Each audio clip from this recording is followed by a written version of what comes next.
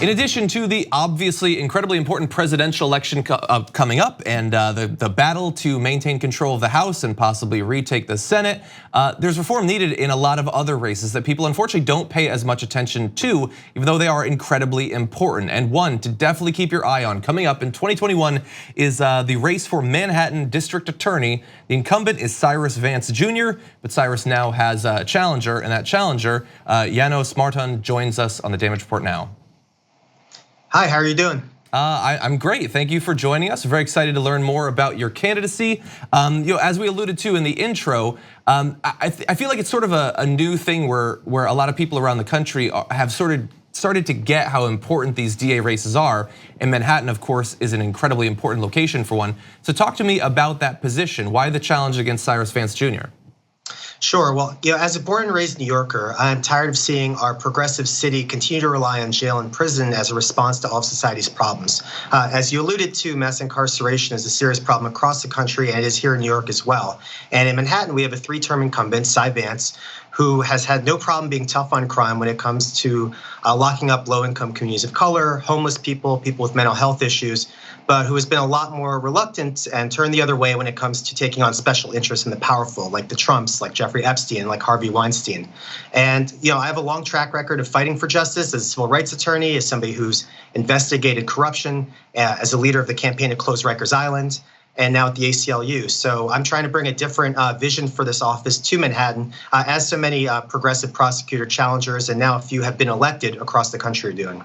So you alluded there to Cyrus Vance Jr., in your words, going easy on some of these incredibly powerful individuals. But in your campaign messaging, you also draw focus to Cyrus Vance Jr.'s approach towards Wall Street. How would you describe that? Well, he's very cozy with the rich and powerful interests in the New York establishment. And I think that's a big problem with why he's been so reluctant to go after real estate developers, why there have been such few political corruption investigations, why there's been virtually no investigation into Wall Street from the Manhattan DA's office. Cy Vance Jr. is very connected to that company of elite attorneys. Many of them fund his campaign. The last time he ran for election, the average contribution to his campaign was $1,200 a person, and it came from a lot of the most elite lawyers in the city who represent those kinds of interests. And so we need somebody in the office who's not afraid to stand up to special interests and to powerful people, and also the other half of that, to make sure that we're not locking up people in jail and in prison who shouldn't be there, who should be getting help in the community. So one component of your platform that I've read about is a promise to drastically reduce the number, or by a certain percentage, the number of Manhattan defendants in New York City jails. So what are you hoping to accomplish in that area? How big of a change, and what are some of the ways that you would pursue it? So I'm committed to cutting the number of Manhattan residents who are in New York City jails by 80% from the current levels to the end of my first term in office. And that sounds like a really ambitious number, but the reality is there's a lot that we could be doing right off the bat. First of all, bail reform passed last year and it's going to be implemented next year. And as Manhattan District Attorney, I would make sure that bail reform and other reforms are implemented so that people aren't locked up simply because of an inability to pay bail pre-trial. There's also a lot of work we can be doing to support diversion programs for people with mental health issues, for people who have substance use issues, and especially for young people who may have been at the wrong place at the wrong time, may have made a mistake, but ultimately should have an opportunity to get their life back on track. And so by making that 80% commitment, I'm saying that we are going to measure ourselves and hold ourselves accountable. The legal system is a messy and complicated place, and without goals like that, I don't think that we can be sure we'll get the outcome we want in the end. So obviously, I mean, this would be a big reform. You alluded to some of your past in this area, but tell us a little bit more about your past and how that would inform attempts to reform this incredibly important position. Sure. Well, I've spent most of my career working in the criminal justice space, working on police oversight, working in criminal defense, civil rights.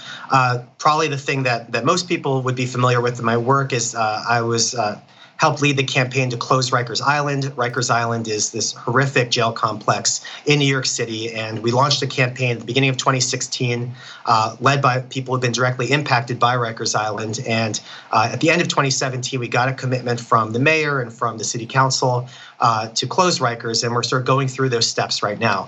Currently, I'm at the ACLU. I'm the campaign manager for the Smart Justice Campaign, which is our national campaign work. That's why I have this map of the United States behind me. It's a 50-state effort to cut incarceration rates by 50% across the country. So we do work on things like bail, sentencing, and parole all over the country. So when I come to this issue of mass incarceration, it's from a variety of perspectives, from the point of arrest, how police are interfacing with the community, through the pretrial system, through how we sentence people. The United States sentences the people to longer terms than anywhere else in the world, which is one of the reasons that our prisons are so crowded.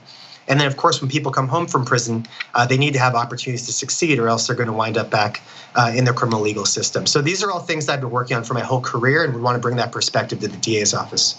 Well, we certainly appreciate that. These I guess I would say reform in terms of having progressives actually holding these positions incredibly important, because as important as the federal positions are, DAs directly impact the lives of so many people every single day. And so, good luck in your candidacy. We appreciate you joining us, Janos, and feel free to touch base with us as the campaign proceeds.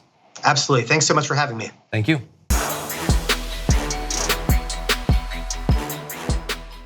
Here on the Damage Report, we talk a lot about the big banks and their ways of getting rich off the poor. They saturate the market, but there are other options. And I've got info on a socially and environmentally responsible financial institution that has no ATM fees, gives you cash back on every purchase. They even commit 10% of their earnings to charity. It's called Aspiration, and if you go to aspiration.com/TYT to sign up, you'll get these perks, and that's more money to spend or to save or to spend. Just treat yourself.